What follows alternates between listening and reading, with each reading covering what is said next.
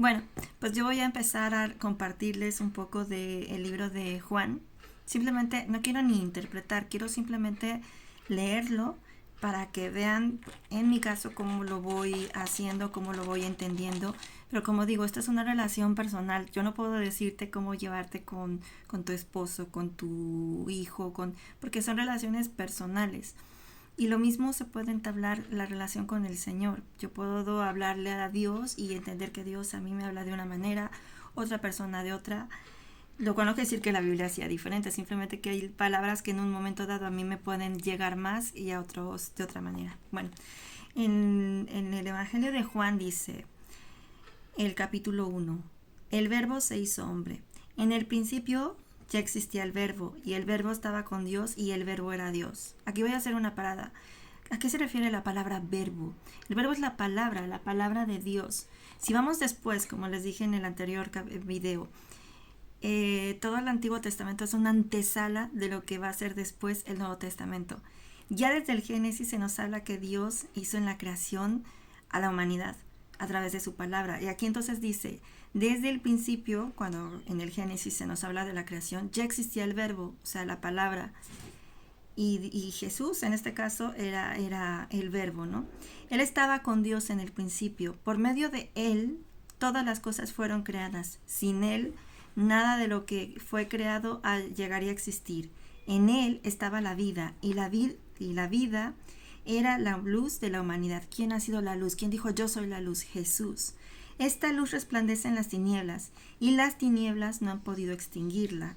Vino un hombre llamado Juan. Dios lo envió como testigo para dar testimonio de la luz, a fin de que por medio de él todos creyeran. Juan no era la luz, sino que vino para dar testimonio de la luz.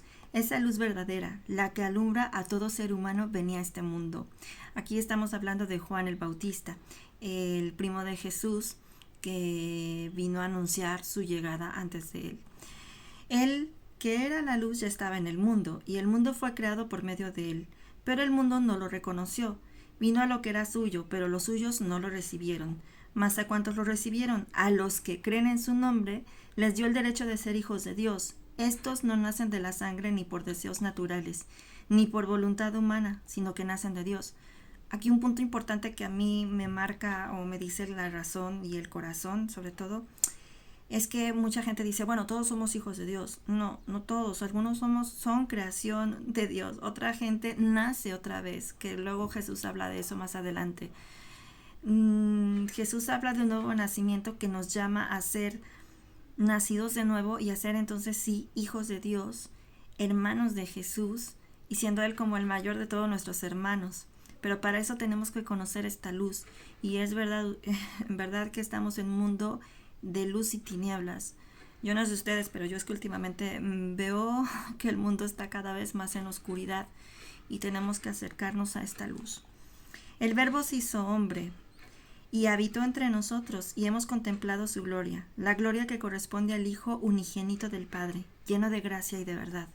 Juan dio testimonio de él y a voz de en cuello proclamó: este es aquel a quien yo decía, el que viene después de mí es superior a mí porque existía antes que yo. De su plenitud todos hemos recibido gracia sobre gracia. Pues la ley fue dada por medio de Moisés. Ahí volvemos al Antiguo Testamento. Esta es la sombra, como les decía. El Antiguo Testamento es mejor leerlo después porque es como la sombra de lo que Jesús sería. Por eso es bueno empezar con el Nuevo Testamento y después ir al Antiguo para ver qué era esa sombra, ¿no? Mientras que la gracia y la verdad nos han llegado por medio de Jesucristo. A Dios nadie lo ha visto nunca. El Hijo unigénito, que es Dios y que vive en unión íntima con el Padre, nos lo ha dado a conocer. Juan el Bautista niega ser Cristo. Este es el testimonio de Juan cuando los judíos de Jerusalén enviaron sacerdotes y levitas a preguntarle quién era. No se negó a declararlo, sino que confesó con franqueza: yo no soy el Cristo. Esto porque dense cuenta que Jesús nació en el pueblo judío, nació en medio de una gente muy, muy religiosa que creía conocer a Dios por muchos rituales, por ser supuestamente muy...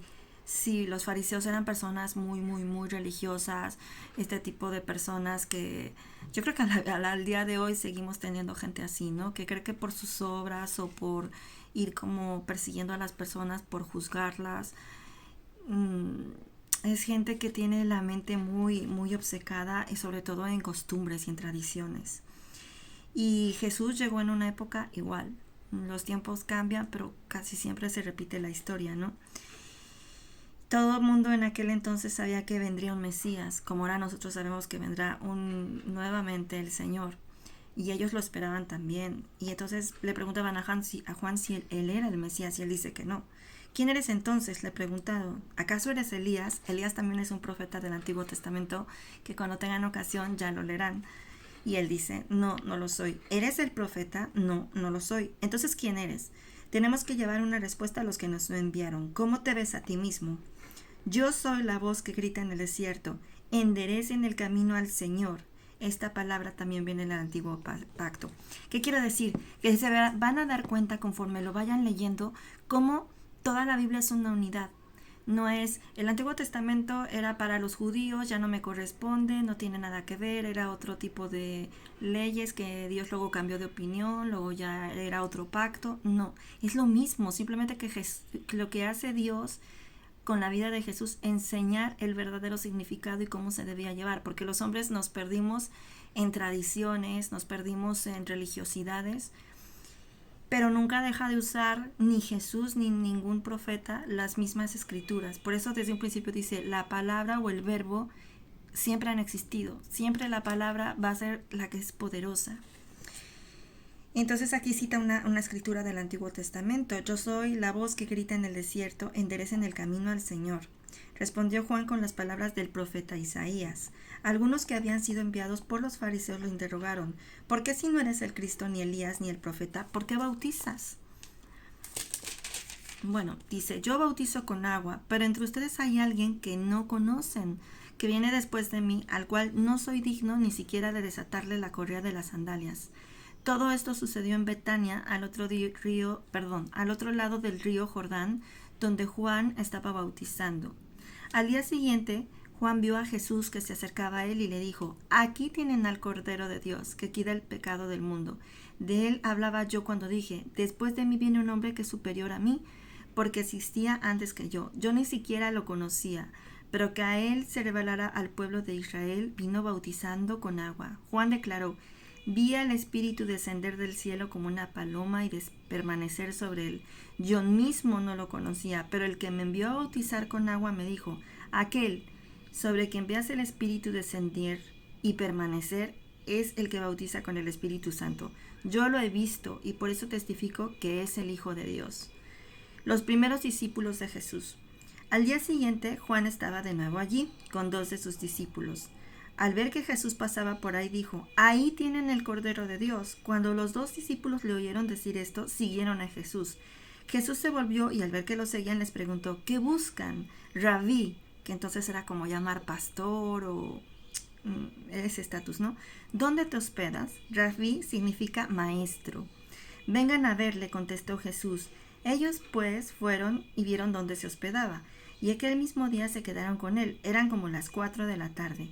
Andrés, hermano de Simón Pedro, era uno de los 2 que al oír a Juan habían seguido a Jesús. Andrés encontró primero a su hermano Simón y le dijo, hemos encontrado al Mesías, que quiere decir el Cristo. Luego lo llevó a Jesús, quien mirándolo fijamente le dijo, tú eres Simón, hijo de Juan, serás llamado Cefas, es decir, Pedro. Jesús llama a Felipe y a Natanael. Al día siguiente, Jesús decidió salir hacia Galilea. Se encontró con Felipe y lo llamó, sígueme.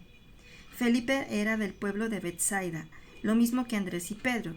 Felipe buscó a Natanael y le dijo, hemos encontrado a Jesús de Nazaret, el hijo de José, aquel a quien escribió Moisés en la ley y de quien escribieron los profetas. Otra vez estamos hablando del Antiguo Testamento que ya lo había anunciado. Ven a ver, le contestó Felipe. Cuando Jesús vio a Natanael se le acercaba, le dijo, aquí tienen un verdadero israelita, en quien no hay falsedad. Y el otro, claro, dice, ¿de dónde me conoces?, le preguntó Natanael. Antes de que Felipe te llamara, aun cuando estabas sentado bajo la higuera, yo te había visto. Y el otro, claro, dice, ¿me estás diciendo lo que viste? Sí, yo no estabas ahí. Y eso le sorprende, ¿no? Y le dice, Rabí, tú eres el Hijo de Dios, tú eres el Rey de Israel, declaró Natanael. Y Jesús sorprende porque le dice, Lo crees solamente porque te vi cuando estabas debajo de la higuera.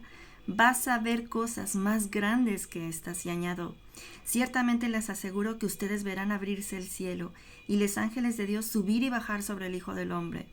Aquí llego hasta el capítulo 1. Esa es la manera en la que tienen que ir leyendo las escrituras. Váyanse leyendo capítulo por capítulo. Yo, si quieren, voy subiendo mi lectura diaria. Especialmente esta la dedico a mis hermanos que quieren empezar a conocer del Señor y cómo leer, cómo ir entendiendo lo que el Señor nos dice. Pero lo maravilloso que nos está contando no es una fábula, no es el libro. Hay gente que dice, es el libro más fantasioso del mundo. No, es el libro más maravilloso, es la palabra de Dios. Yo me sorprendo cada vez que lo leo y cada vez que veo que cosas se cumplen en la vida y se han cumplido en mi vida. Más adelante les contaré cosas que yo personalmente he experimentado. Pero tienen que tener una perspectiva de fe. No pensar, bueno, esto es la historia, la escribieron hombres. No, la Biblia fue escrita por hombres que estaban llenos del Espíritu Santo. Como desde un principio dice, en el principio existía la palabra, y esa palabra fue dada a hombres que recibieron el don de poder escribirla y dejaron todo esto escrito para que nosotros tuviéramos testimonio del Hijo de Dios y creyéramos en Él. Así que tenemos una esperanza y una guía de vida hacia dónde seguir. Y las palabras de Jesús son vida. Y dice en otra parte que la escritura del Señor, la escritura de la Biblia, es más cortante que 2 espadas de 2 filos. O sea, una espada puede matarme, puede atravesar mis huesos. Pero ¿qué médico o qué ciencia tenemos que pueda atravesar nuestra alma? ¿Quién la ha visto? Nadie. Solamente es la palabra de Dios la que puede entrar en lo más profundo del ser humano, que es su alma, su espíritu, y atravesarlo y cambiarlo y transformarlo, solamente si creemos en el Hijo de Dios. Así que te invito a que estudies tu Biblia, a que sigas leyendo el Evangelio de Juan. Si quieres compartirme cómo te está yendo, cómo te sientes, qué cosas te ha revelado a ti el Señor, y lo vamos comentando ya sea en el YouTube, o me mandas un WhatsApp si me conoces. Bueno, un saludo a todos y que tengan muy buena mañana y bendecida de estudio de oración del Señor.